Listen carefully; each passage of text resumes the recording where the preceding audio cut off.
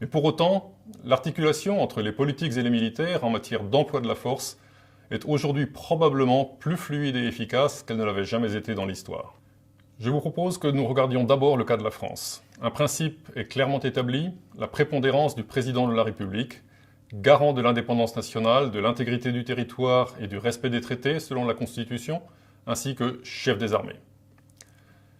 Sa prééminence est aussi établie dans le domaine de la dissuasion, dont dès les débuts en 1964, un décret précise que la décision lui revient et à lui seul, alors qu'elle aurait logiquement pu relever du Premier ministre qui, selon les articles 20 et 21 de la même Constitution, dispose de la force armée et est responsable de la défense nationale.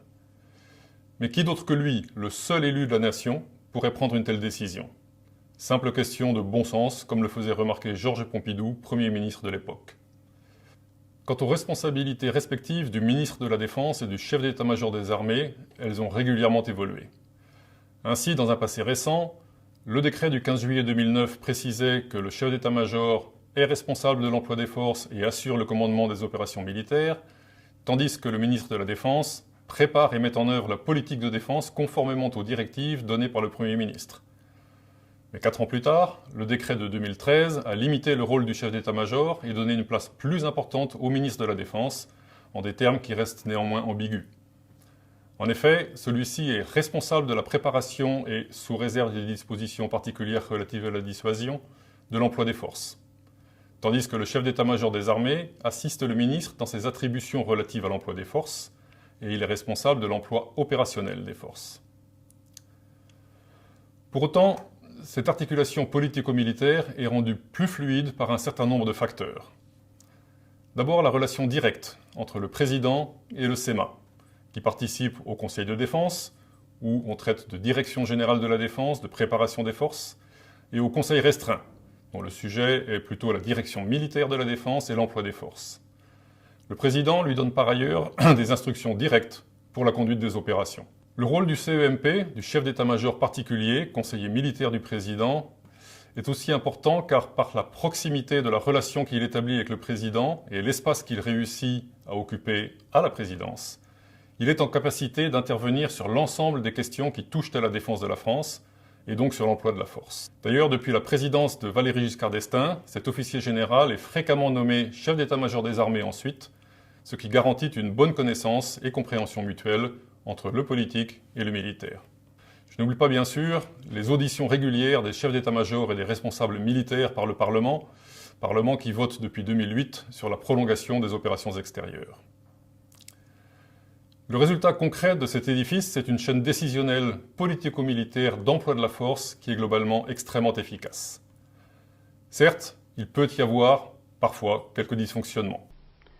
Sauf événement imprévu, donc improbable, les armes vont parler. Comme je m'y étais engagé, tout ce qu'il était raisonnable d'entreprendre pour la paix l'a été. La décision était claire, sauf que les armées avaient dû, en décembre 1990, se préparer au choix politique du 16 janvier 1991 de ne pas engager d'appelés, ce qui les a obligés à reconfigurer en urgence le dispositif d'emploi des forces. Par ailleurs, les militaires sur le terrain ont eu du mal à comprendre la démission de leur ministre en pleine guerre. Et enfin, le refus politique d'autoriser les avions ravitailleurs à pénétrer dans l'espace aérien irakien pendant les opérations n'a pas simplifié la tâche des forces aériennes françaises. Mais la plupart du temps, le dispositif est parfaitement rodé. Un exemple évident, 2 jours après le vote à l'ONU de la résolution 1973 autorisant des frappes aériennes contre les forces du colonel Kadhafi pour protéger les populations civiles, après s'être entretenu avec le SEMA, le président de la République réunit à Paris le 19 mars un sommet entre les dirigeants occidentaux et arabes. Et 2 heures à peine après sa clôture, les Rafales français sont sur la zone. Nos forces aériennes s'opposeront à toute agression des avions du colonel Kadhafi contre la population de Benghazi. D'ores et déjà, nos avions empêchent les attaques aériennes sur la ville. D'ores et déjà, d'autres avions français sont prêts à intervenir contre des blindés qui menaceraient des civils désarmés. Cette fluidité et cette efficacité se constatent également à l'international. Après le cas de la France, voyons donc maintenant le cas de la France dans l'OTAN. En 2009, le président de la République a décidé que la France reprendrait toute sa place dans les instances de l'OTAN, avec en particulier un retour dans la structure militaire intégrée. Il estimait en effet que la traditionnelle opposition parisienne à l'OTAN pour faire avancer l'Europe de la défense avait en pratique un impact négatif et qu'il était possible de faire progresser les deux en parallèle. De leur côté, les Américains voyaient d'un bon œil le retour de la France pour 3 raisons. D'abord, ils estimaient que la France est un des rares pays européens à disposer d'une défense réellement solide. Ensuite, connaissant la volonté de réforme de notre pays, ils espéraient qu'elle serait motrice dans la modernisation de l'Alliance. Et enfin, la France conservant un budget de défense élevé, ils pensaient que son retour aurait un effet d'entraînement sur les budgets des autres pays. Avec le recul, on peut affirmer qu'ils avaient parfaitement raison sur les 2 premiers points, mais pas vraiment sur le 3e. Et dans les faits, le retour de la France dans le commandement militaire intégré a permis à notre pays de peser de tout son poids dans le processus décisionnel de l'Alliance. Un bon exemple est le sommet de Lisbonne en 2010 sur la réforme de l'Alliance, où les contributions coordonnées des politiques et des militaires français ont permis que notre vision politique et les choix que nous faisons pour nos armées, notamment sur le plan stratégique, soient bien pris en compte.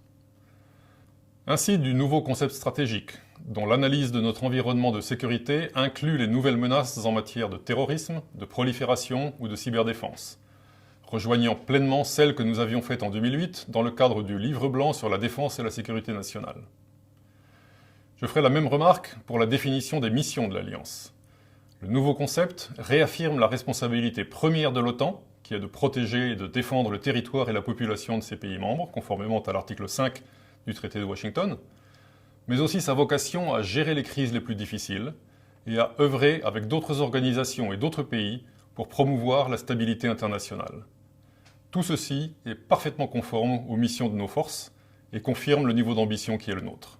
Idem pour ce qui concerne les moyens attribués à l'Alliance pour assurer ses missions. Dans le concept, les Alliés confirment leur détermination à veiller à ce que l'OTAN dispose de tout l'éventail des capacités nécessaires, y compris de défense antimissile balistique et de défense cybernétique. Cette détermination conforte nos propres choix stratégiques. En particulier, le rôle irremplaçable de la dissuasion nucléaire est préservé et réaffirmé, avec une défense antimissile qui vient en complément de la dissuasion et la renforce, là où d'autres auraient souhaité vivement qu'elle s'y substitue.